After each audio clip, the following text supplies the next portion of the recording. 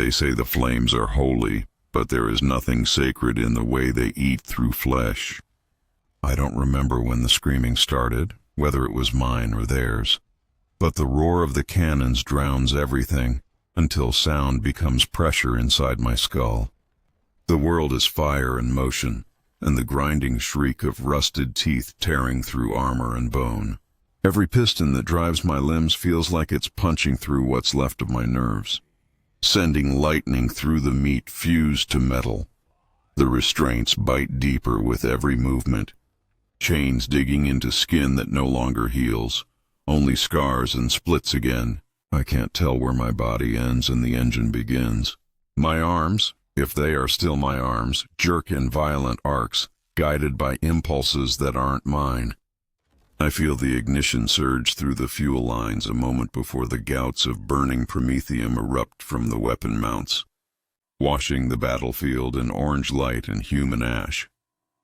There's a taste of iron on what remains of my tongue, and smoke coats the back of my throat like wet tar. Somewhere in the haze, shapes move, silhouettes of rebels, sinners, or whatever label the priests gave them before sending me here. They scatter when they see me coming, but not fast enough. The saw blades shriek as they spin, clogged with something warm that was once a person. I feel the impact through the frame, a jolt of satisfaction that isn't mine, echoing down neural spikes sunk behind my eyes. For a heartbeat. The firelight flashes off a face, small, dirt-streaked, eyes wide with a terror I think I should understand. Something inside me lurches. A memory tries to surface, a name curling at the edge of thought like smoke trying to take shape. But a surge of white-hot static tears through my mind before I can grasp it, burning it away. The handlers don't like when we remember. The machine lurches forward, and my spine grinds against the harness as the engine forces movement my muscles didn't choose. Bone grates against metal in places where the grafting never healed right. Every step is pain, and every pain is a reminder that I belong to someone else now. The voxcaster embedded near what used to be my ear crackles with prayers shouted by distant voices, praising the Emperor's fury as if he lives inside my veins instead of oil and fire. Bodies burn in piles behind me, but I can't look back. I don't have that kind of control anymore. The only direction is forward, always forward, where more targets wait to be turned into offerings of smoke and silence. I catch flashes in the firelight, tattoos, uniforms, scraps of banners, but none of it means anything beyond the next strike. The heat inside the cockpit is unbearable, like being locked inside a furnace while breathing through a throat lined with wire. My skin has fused to the metal in places. I can feel every vibration of the engine as if it's my heartbeat now. Somewhere in the mess of cables and nails and scar tissue is the ghost of a person I was once allowed to be.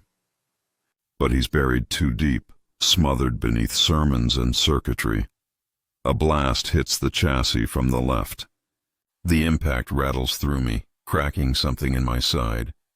I feel the pain, sharp and real, but it doesn't slow the machine. Nothing does, not screams, not fire, not bullets. The targeting impulses dig deeper, pushing me through rubble and bodies alike.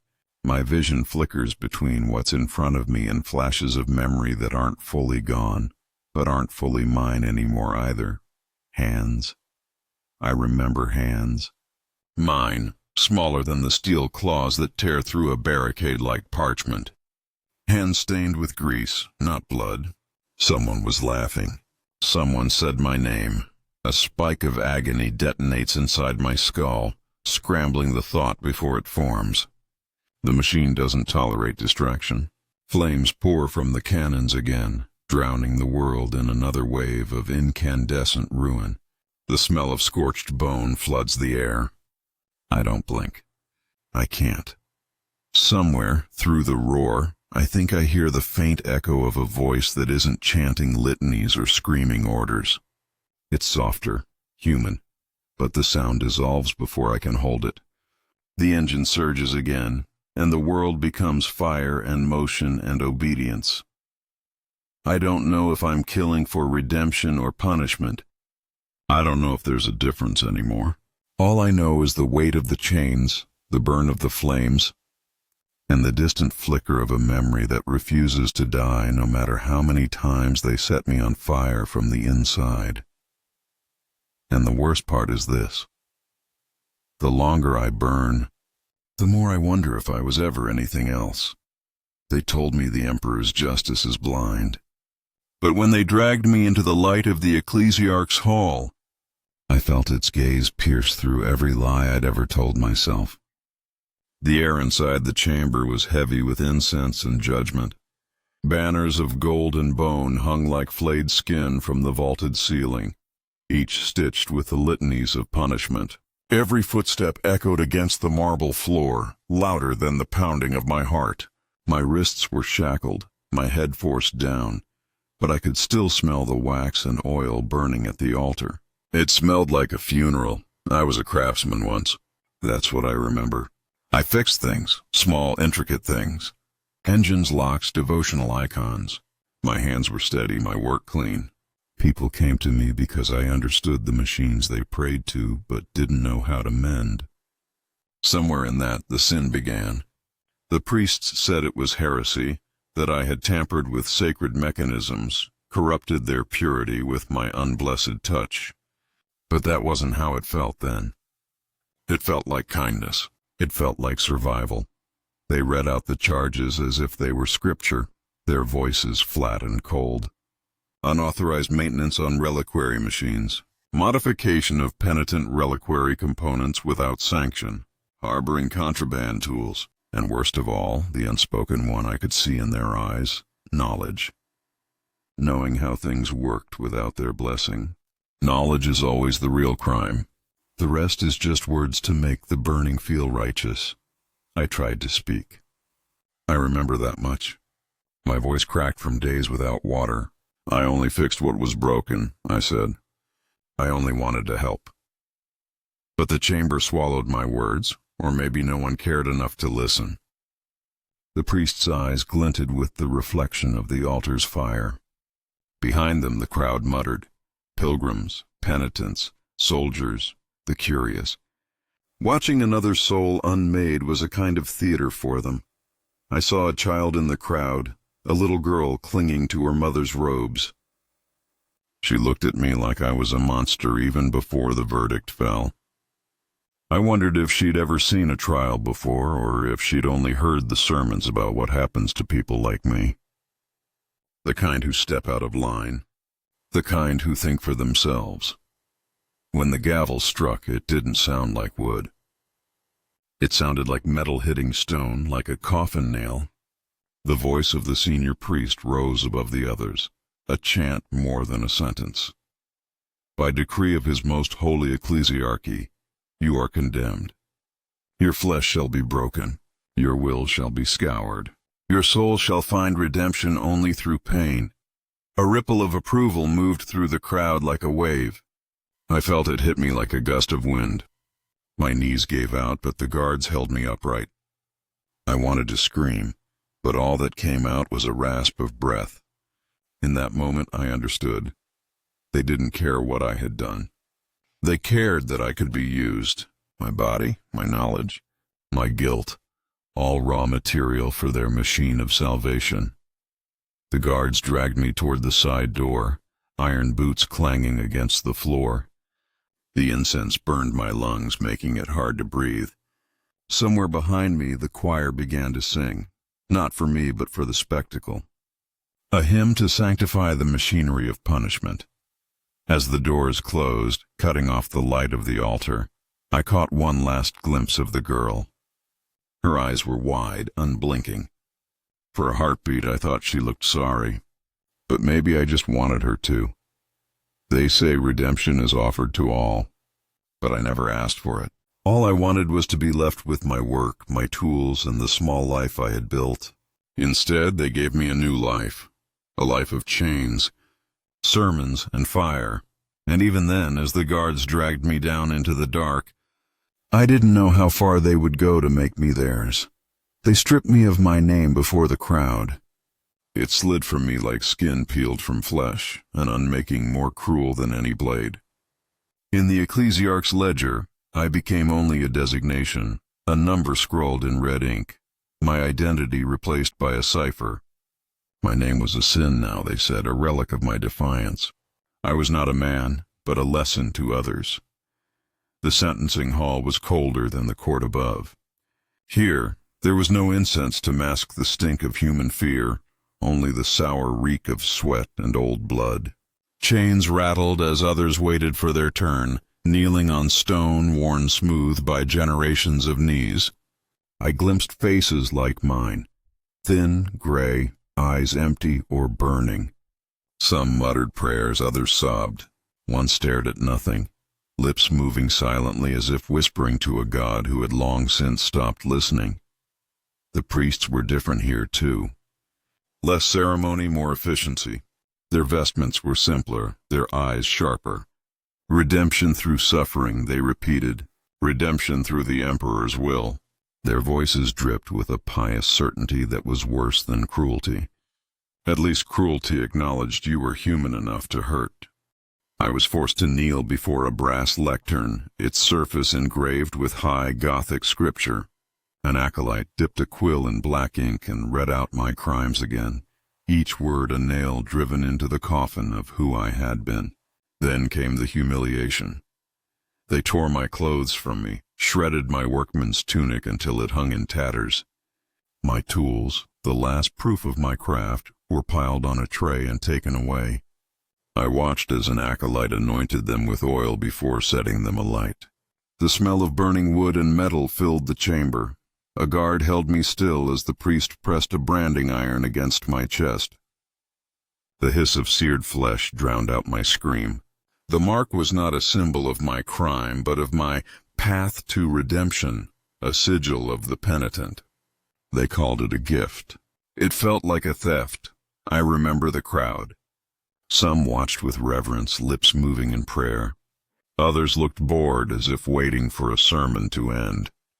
I locked eyes with a man in the back, a worker like me by the look of his hands. He did not pray. He only stared, his jaw tight. I wondered if he'd end up where I was, one mistake away from being remade. When the priest finally spoke the last words of my sentence, they echoed off the stone. Your flesh is now a vessel. Your will is now ash. You are to be remade, to serve the Emperor's wrath. In suffering, you will find forgiveness. The guards raised me to my feet. My knees buckled and I stumbled forward. The brand burned with each heartbeat, a constant reminder that I belonged to them now. Behind me, another prisoner was dragged forward. The process began again, the same chants, the same ritual. I realized I wasn't special. I was just the next cog in their machine. As they led me away, I caught my reflection in a polished steel door. I almost didn't recognize the gaunt figure staring back, eyes hollow, lips cracked. A red sigil burned into the chest. That man wasn't me. Not anymore. Somewhere in the back of my mind, a voice whispered, "Remember this." But already it was fading under the weight of their words, their hymns, their fire. They took me below the halls of judgment, deeper than the light of day could ever reach. The air changed there, colder, wetter, stinking of oil and something older than rust. The steps were carved into the rock itself, steep and narrow, as though the stone had been made to swallow people like me. Chains clinked with every movement, echoing down corridors that were more like veins than hallways. This was not a prison. This was a wound in the earth. They called it the flesh trials, but they didn't call it that to our faces. To us it was just the beginning of the end. We were lined up in cells, one by one, stripped to the bone.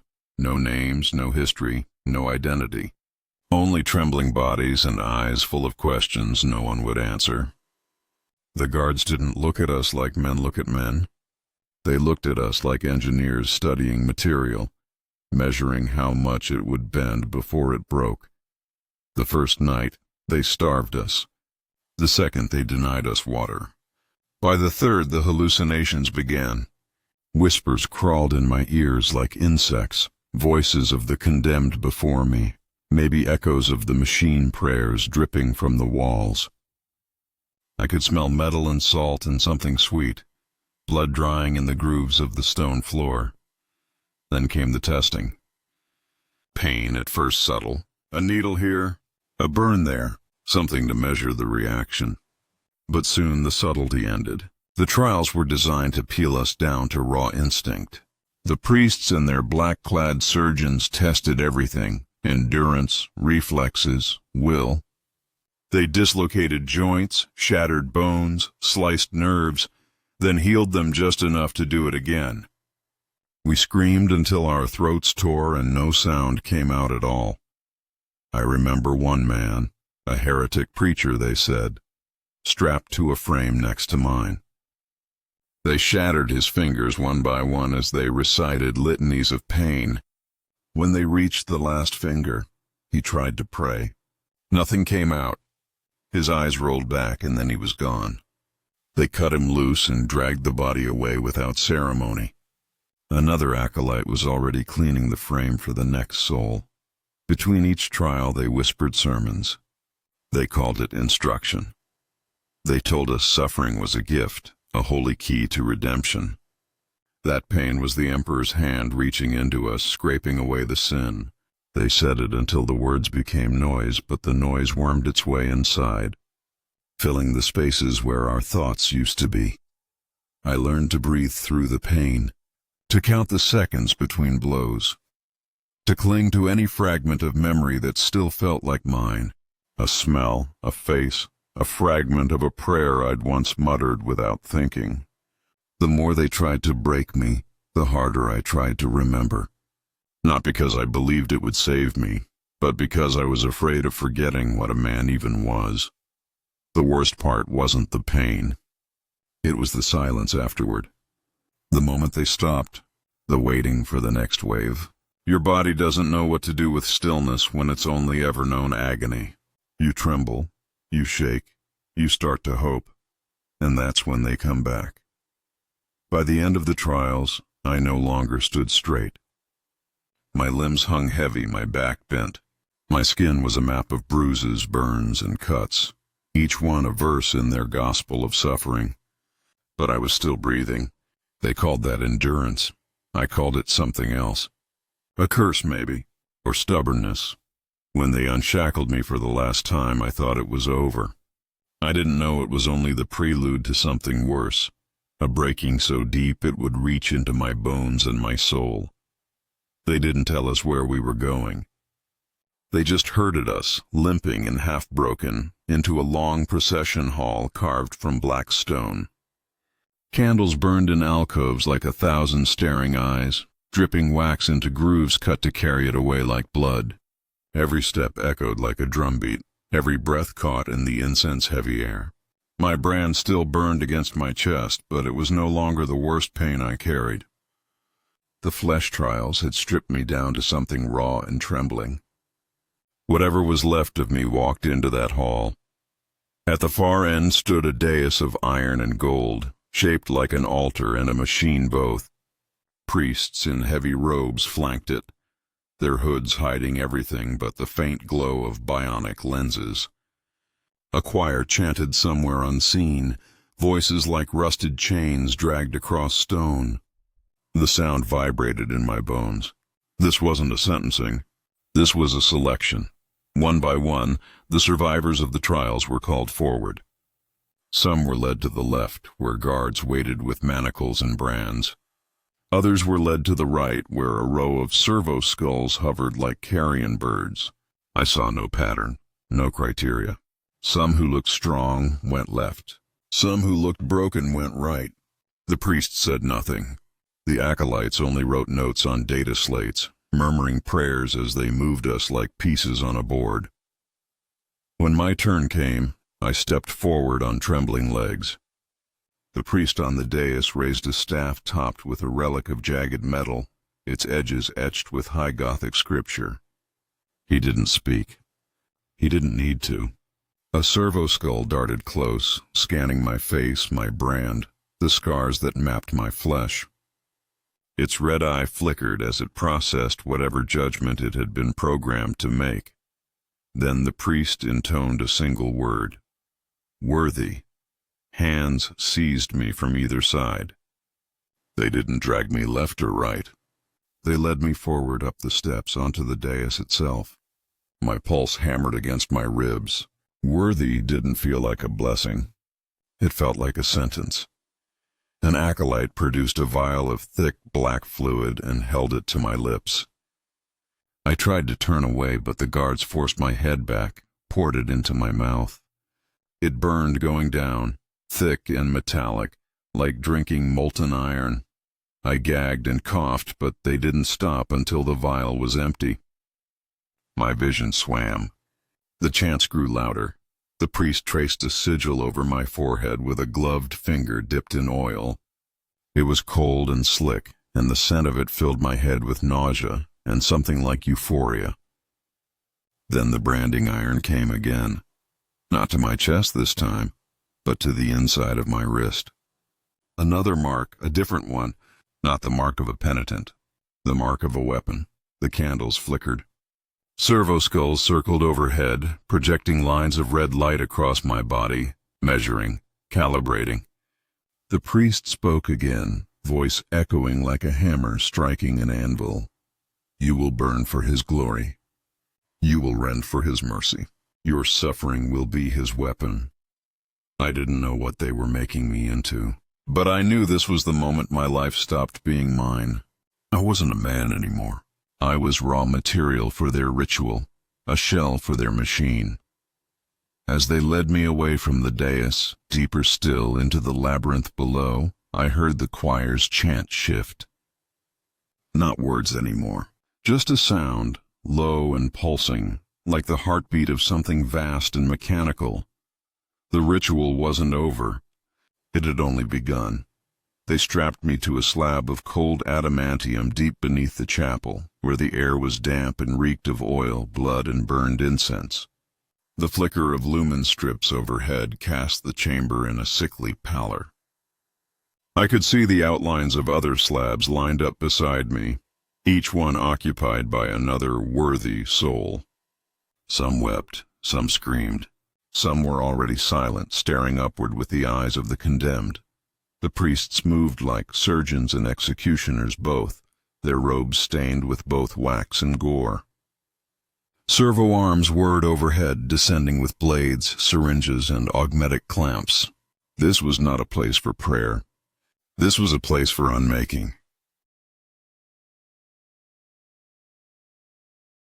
Metal restraints clamped over my wrists and ankles.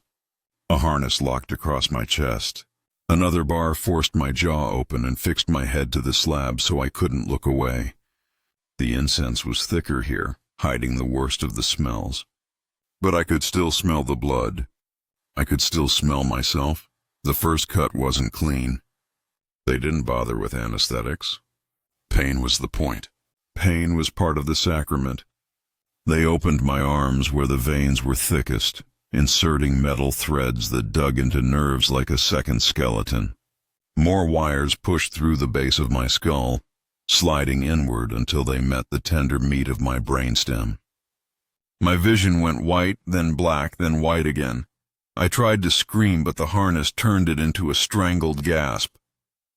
Sparks erupted behind my eyes. Thoughts flickered like dying embers. I felt a cold hand, metal, not flesh, press against my chest, and then something heavy slammed into my ribs, locking into place with a click that vibrated through my spine. They were building the frame around me. I felt the weight of it as it descended piece by piece, like a coffin being lowered onto a living body. Pistons and cables, gear teeth and joint sockets. My flesh became a junction for their machine, my nerves a map for its controls.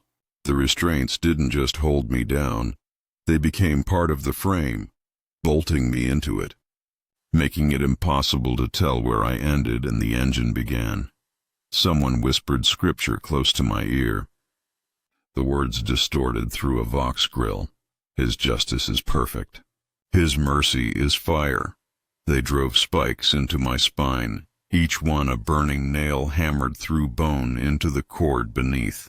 Every spike connected to a cable, every cable to a node, every node to a system. My arms twitched against the restraints, no longer obeying me. My left hand flexed and clawed without command.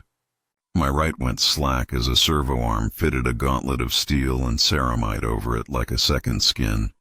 I felt something new moving inside my skull. Not a thought, a presence, a hum.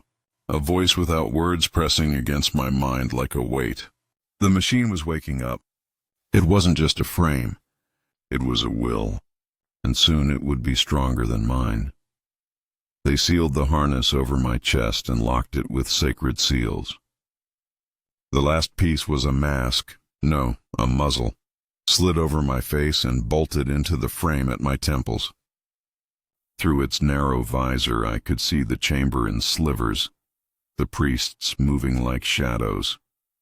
Then the lights dimmed, the servo arms withdrew, and the chanting swelled until the walls seemed to pulse. The cables on my spine tightened. My limbs jerked against the restraints. Pain became sound, became light, became 1,000 images clawing at my skull. The machine wasn't just bolted to me, it was inside me. My last coherent thought before the blackness came was simple, small, my name.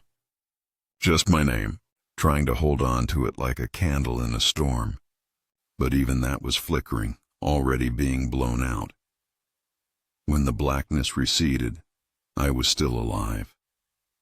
I had not woken so much as surfaced. Like a drowned thing dragged back into air, it no longer knew how to breathe. My world was no longer just flesh. It was cables, conduits, steel teeth moving in my periphery. My heartbeat came as a pulse of hydraulics. My breath hissed through a filtered mask. Every sensation was doubled. Nerve and wire, muscle and piston. They kept me suspended, chained inside a cathedral of noise. Above, Voxhorn screamed scripture on a loop. The Ministorum handlers had built the chamber like a nave, its stone arches inscribed with litanies, its stained glass flickering with lumen light. But where an altar should have stood, there was only a dais stacked with punishment devices, neural whips, chemical injectors, psychic amplifiers. They called this the cleansing. They flooded my bloodstream with stimulants until my vision burned white. They spiked my brain with electric storms, each one a forced prayer burned into tissue. Rage circuits were lit like torches. Compassion nodes were doused in inhibitors.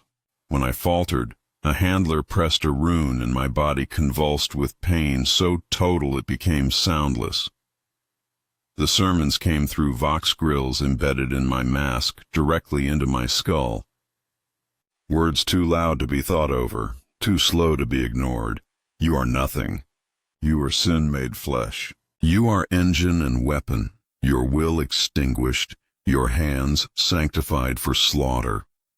Over and over, until the syllables became a rhythm that rewrote my heartbeat. I tried to cling to memory, a name, a smell, a face. But each time I reached for it, the machine inside me lashed out, spiking my nervous system with feedback until I couldn't tell if I was screaming aloud or only inside. They were cutting away not just my choices, but myself. Somewhere in the chamber, another penitent broke. I heard the scream, not pain, but the moment when a person stops being a person and becomes something else. The handlers cheered softly, like priests blessing a birth. Days or weeks passed, though time had no meaning here. My body was a rig for chemicals and electrodes. My dreams were fever-blurred sermons. Sometimes I felt the frame move without me, testing its pistons, clenching its claws. I was not sure which parts of the movement were mine anymore. Then the voice changed. Less scripture now, more command. Orders whispered directly into my cortex. Move. My arms jerked. Strike. My claws clenched. Burn. My internal reservoirs primed the flame projectors before I could think. Each order erased a little more of me. They left me in the dark between sessions, chained to a rail like an animal. Once I caught my reflection in a plate of polished ceramite, a distorted skull and a cage of steel and chains. I did not recognize it. I wasn't sure I wanted to.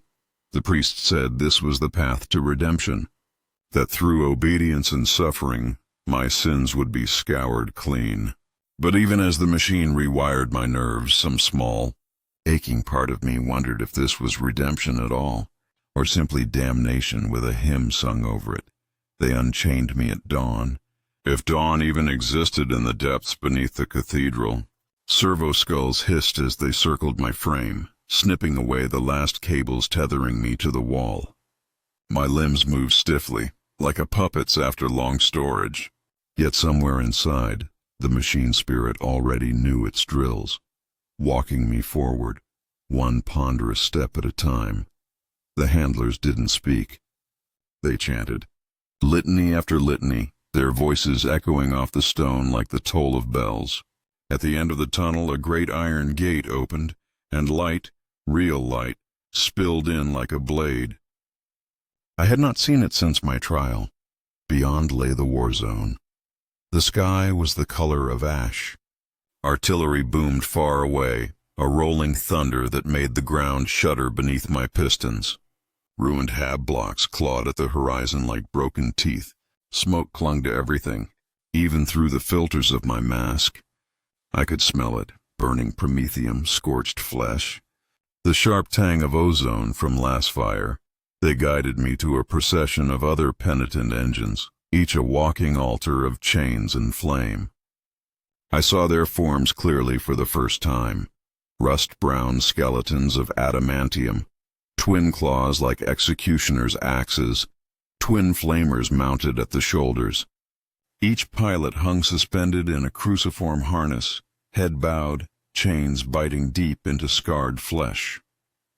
Some screamed prayers, some sobbed, some were silent.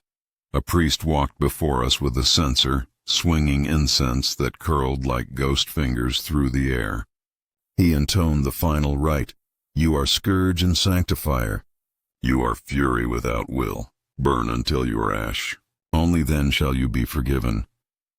Then the order came, like a brand seared into the base of my skull. Advance. The machine surged forward and I with it, our movements no longer separate. The claws flexed, the flamers hissed. We trampled across the blasted plain toward the enemy trenches. I could feel my heart hammering against steel ribs, or perhaps it was the hydraulics of the engine echoing my pulse. Las bolts sparked off our armor. A missile screamed past, detonating in a spray of dirt and shrapnel. I wanted to duck, but the engine did not duck. It ran, it leapt, it howled through its vox horns, a shriek of martyrdom, and then we were among them. The claws struck first, shearing through sandbags, tearing apart bodies like parchment. The flamers roared, spraying liquid fire in broad arcs that ignited everything it touched. Earth, men, their screams. The smell of it filled my lungs and I gagged, but the machine did not gag. It gloried. Each kill sent a surge of chemical ecstasy through my veins, a twisted reward baked into the frame. I screamed then, not words, just sound. I don't know if it was horror or exultation. Around me, the other penitent engines fought like avatars of some terrible god. Some burned bright and fell, shells punching through their frames. Others rampaged deeper, their pilots gone entirely, nothing left but the machine's fury. By the time the order to retreat came, there was little left of the enemy trench but charred wreckage. The priests called it a baptism. I called it something else, though the word never formed fully in my mind. We trudged back through the smoke, our frames dripping with gore and promethium. Above, the censer still swung as if the incense could mask the stink of what we had done. Inside my mask, tears burned against the filters. Not for the dead, though Emperor knew they deserved tears, but for myself. for what was left of me, chained inside this walking shrine to atonement. They did not let me rest. There was no true after to the baptism of fire. Only another deployment, another city to scour. The priest called it continuous penance. I called it a blur.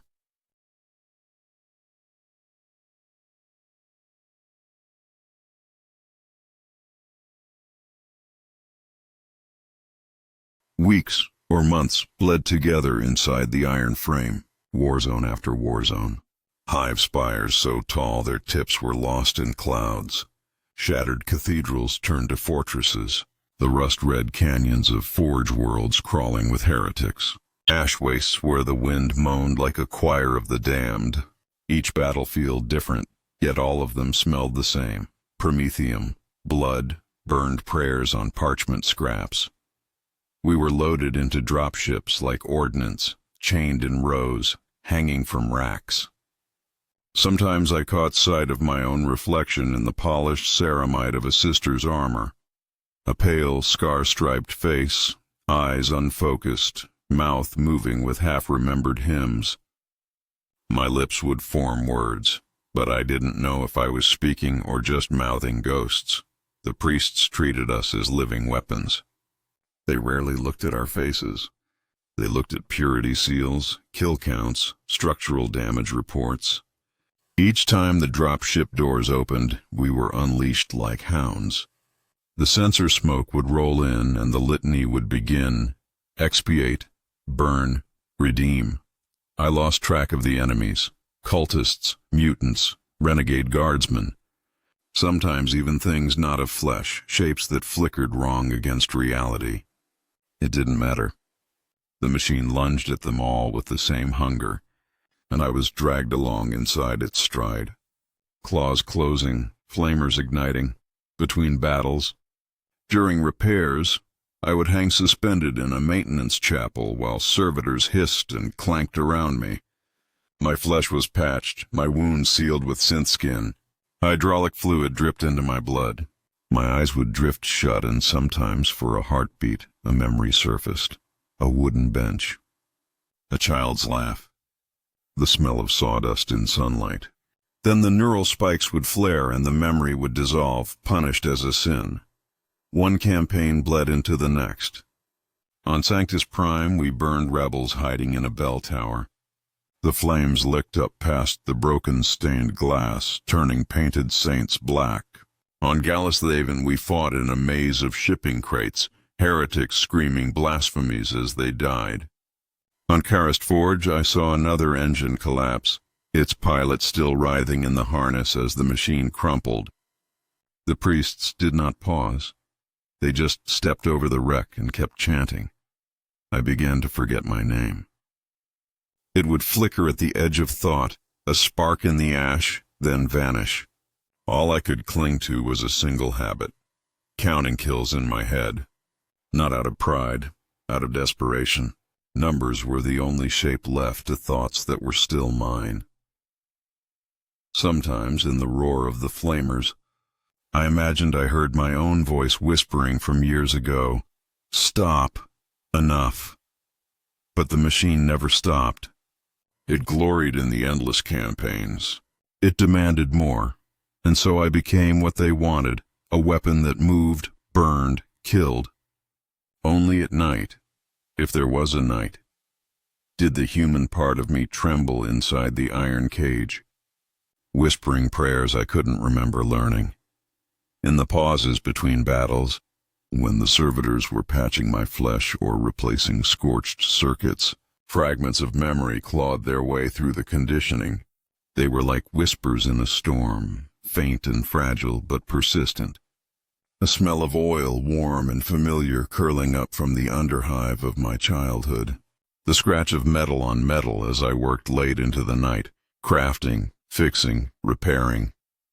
The laughter of a friend, now long dead, echoing faintly in my mind. At first these memories were brief, moments of déjà vu that flared and vanished as quickly as they came. I would see a table, a workshop, a candle guttering in the wind, and for a second I was Crix Voss again, Not the Penitent engine, not the weapon, just a man.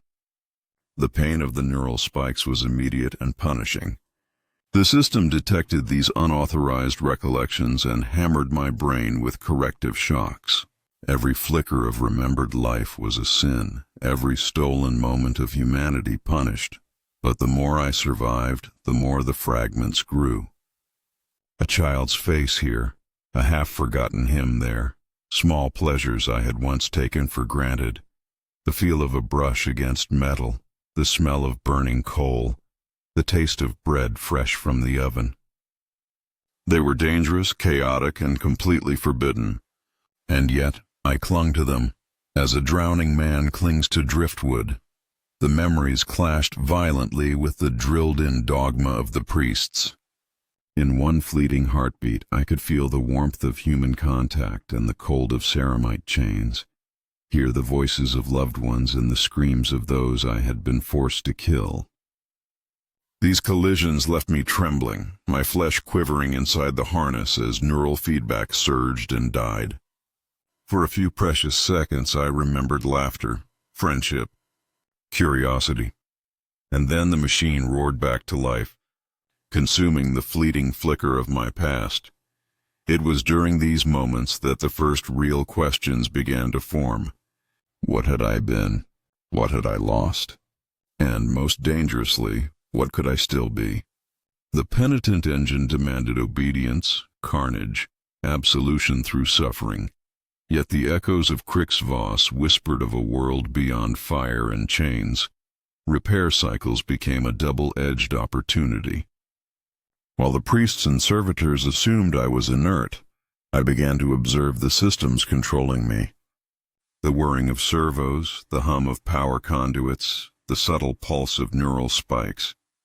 They were all physical manifestations of the mechanisms that held me in bondage.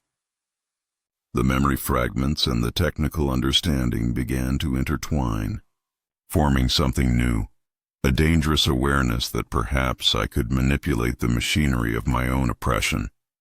In those brief moments, I was more than a weapon. I was a witness to my own transformation, and a flicker of hope glimmered beneath layers of pain and conditioning. The human mind, fragile though it was, still survived somewhere beneath the iron shell. It remembered, it mourned, and it plotted. It happened during a purge in the underhive of Vextris Prime, another cathedral ruin city, another crowd of condemned souls. The handlers had unleashed me alongside two other Penitent engines, our flamers vomiting holy fire across the teeming masses of mutants and heretics. The machine's rage filled me like a tide. Every movement was a hymn of destruction. I burned and sawed and crushed, and the shrieks of the dying were just another kind of liturgy. And then I saw her. Through the flicker of flames and drifting ash, a woman stumbled from the crowd. Thin, bruised, her hair matted with soot. She looked up at me, not in terror but recognition. In that instant, time cracked. The machine's targeting matrix locked on her, but my mind, my real mind, surged up from the depths like a leviathan breaking the surface. It was Lysa, my sister. The neural spikes stabbed into my skull. 1,000 needles of agony as the system detected my hesitation. The machine screamed for action. I felt the servos in my arms, straining to move the flamer, to erase her, to cleanse her. But my flesh fought back, trembling under the strain. Her eyes were exactly as I remembered them. Dark, steady, unflinching. She raised her hand not in pleading, but in some silent signal I couldn't decode. Memories detonated behind my eyes. Lisa in our workshop, passing me tools, laughing when I cursed a stubborn gear. Lysa speaking words of defiance about the ecclesiarchy's cruelty. Lysa swearing she'd never kneel. Pain circuits fired again, stronger this time. My vision blurred red.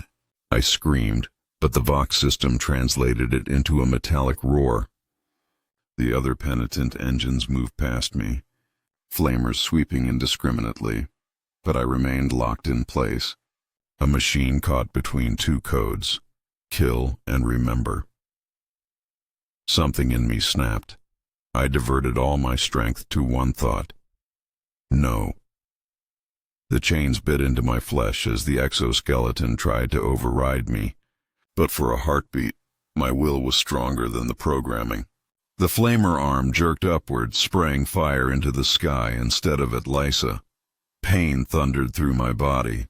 Sparks danced across my vision. The priests screamed commands over the Vox, their voices furious and panicked. Lysa vanished into the smoke. I didn't know if she escaped or burned. All I knew was that the forbidden memory of her, of me, had broken the last wall inside. The Penitent engine howled in fury, but beneath its roar, my heart was beating my own rhythm again. I was no longer just a weapon. I was a weapon with doubt, and in the Imperium, doubt was the greatest heresy of all. The war zone was a cathedral built for slaughter. Broken spires of black stone jutted like teeth from the ashen ground, and the sky churned with ash and fire. This was no purge of civilians or scattered rebels.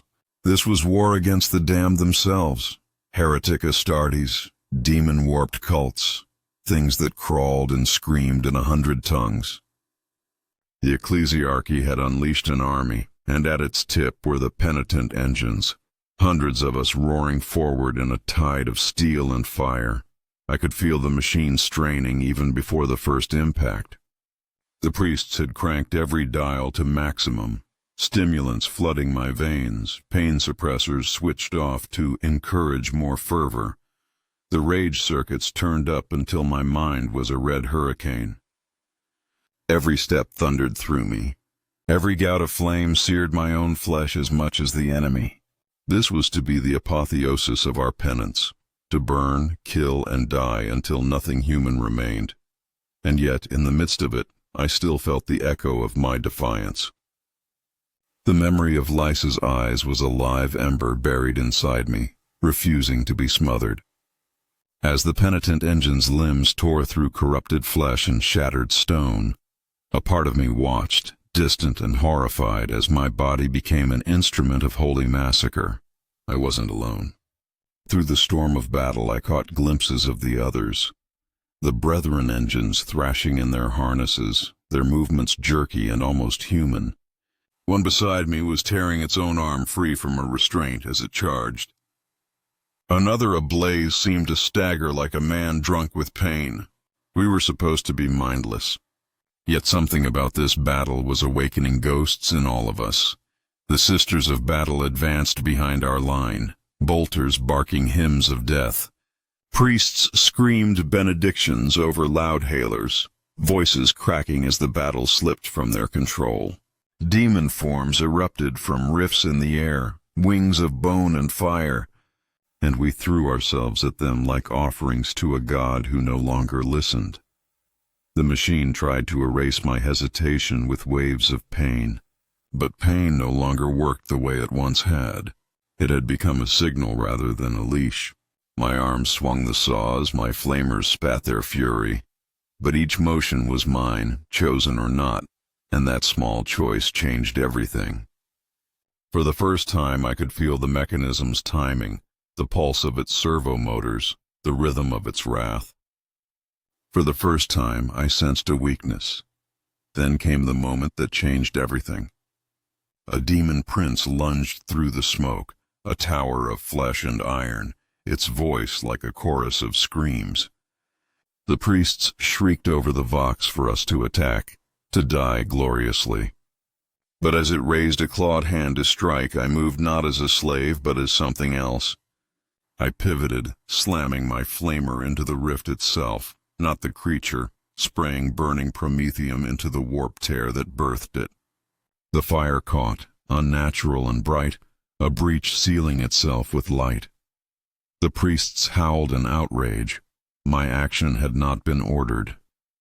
The pain circuits tried to burn my mind out of my skull, but as the demon screamed and dissolved, the Penitent engine's harness loosened for just a heartbeat. I could feel my own muscles under the metal. I could feel my heart, Around me the battle continued, blood and smoke and psalms. But for the first time since my condemnation, I was not just a passenger. I was at the controls, at least for a moment. I didn't know if it was redemption, rebellion, or something else entirely. I only knew it was mine. The battle ended not with victory, but with silence. The demon prince was gone, the breach sealed, and the cathedral waste of Vextrus Prime lay buried beneath a carpet of charred corpses and shattered icons. The Sisters of Battle had advanced over the ruin, chanting hymns of triumph through cracked voices, but even their songs sounded hollow in the smoke. I stood in the wreckage, my frame trembling. The Penitent engine was half destroyed, servos screaming in protest, flames flickering from broken fuel lines. My body inside the harness was a ruin of burns, punctures, and metal splinters. Yet I still lived. Against the will of priests and circuits, against the endless tide of programming, I had survived. And something inside me had survived as well. The handlers approached, their incense-thick robes swirling. They expected a machine, a thing to be shut down, repaired, or discarded. But as they reached for my harness, I felt a flicker of rage unlike any they had engineered in me. This was mine. This was not a holy fury. This was the rage of a man who had been robbed of everything, used like a weapon, and left to rust in penance for sins real and imagined. I didn't lash out. Not physically. My limbs were too broken, my circuits too burned. But inside something shifted. Their chants and prayers no longer sounded like absolution. They were chains rattling in a cell. The neural spikes pulsed, trying to erase this dangerous thought, but pain had lost its power over me. It was only sensation now, no longer control. In the following days, they dragged what was left of me back to the sanctum of repair. Servitors swarmed, replacing scorched cables, grafting new armor over the burned harness. Priests intoned blessings, calling me worthy for surviving yet another campaign. They called it expiation. I called it survival. I drifted in and out of broken consciousness during the repairs. Memories continued to bubble up. The sound of my own laughter, the touch of my sister's hand, the smell of rain on a cracked ferrocrete street. Each memory was a defiance, a spark of who I had been. And in those sparks I built a quiet resolve. They thought they were reforging me into a weapon again. They didn't see that I was learning the patterns of their machine, the pressure locks, the servo pulses, the moment when control circuits disengaged during maintenance. They didn't see that their sermons had become background noise, their pain an echo. They didn't see the ember of humanity they had failed to burn out. I still didn't know what I was becoming. A martyr? A heretic? A machine learning to be human again? Or just a dead man who hadn't stopped moving yet? But I knew one thing with certainty. The Emperor's mercy was a myth. But my memory was real. And in a place where memory was forbidden, memory was rebellion. They will say I was redeemed. They will etch my name, or rather the number they gave me, into some record of penitents who served until absolution. They will sanctify my wreckage with oil and ash, whispering that my suffering pleased the Emperor. Perhaps they'll even rebuild the engine around what's left of me, string my flesh across fresh steel, and send me back to the wars until I burn out completely. But I know the truth. There was no redemption. There was only use. They took a man, flawed, frightened, guilty, and carved him into a weapon. They called it faith. They called it justice. But it was hunger, a hunger that eats everything until even the memory of your own soul tastes like someone else's dream. The battlefield is quiet now. My machine no longer moves, and the priests have gone. Only the wind moves through the broken arches above me. Each gust rattles the chains still driven through my body. Once that sound was punishment. Now it is a lullaby. I remember the moment they strapped me into this coffin of steel, their chants like nails hammered into my mind. I remember the first time the saws in my arms tore through human flesh and I felt nothing but programmed joy. I remember the faces of those I killed, some strangers, some perhaps not, and the way their eyes looked at me, not as a monster, but as a mirror. I do not know if the Emperor watches me. I do not know if my soul still belongs to him, or if it is lost forever in the machine. But here, at the edge of death, I have found a strange clarity. I am not absolved. I am not forgiven. But for the first time since they took me, I am mine. If there is a life beyond this one, it will not be a battlefield. It will not be chains or sermons or steel. It will be quiet. It will be a place where my hands build instead of burn, where my eyes see faces without crosshairs, where my voice speaks without prayer. And if there is nothing after this, if all that waits is the dark, then let it be dark. Better the honest dark than the false light they forced upon me. I am the man they tried to erase. I am the weapon they failed to fully own. I am what remains when faith is twisted into chains and flesh is fed to machines. I am the penitent engine, and at last I am awake.